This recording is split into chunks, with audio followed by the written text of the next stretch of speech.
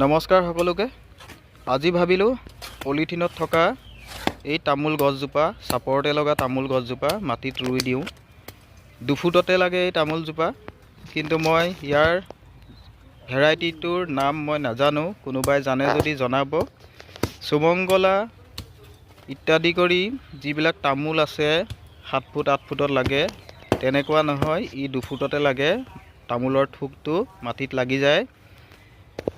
মই 20টা পুলি আনিছিলোঁ, বাকীখিনি বিক্ৰী কৰি দিলোঁ। অৱশ্যে বিক্ৰী কৰিব নালাগিছিলে, নিজে ৰুব লাগিছিলে।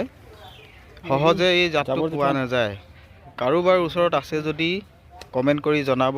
মই পুলি আনিম ইয়াৰ যিমান পাৰোঁ। কোনোবা নাৰ্চাৰীত যদি আছে তেখেতলোকেও জনাব। এয়া এই বছৰ লাগিব তামোল, হয়তো ইয়াৰ লগা লক্ষণ দেখি পাইছোঁ। ধন্যবাদ সকলোকে।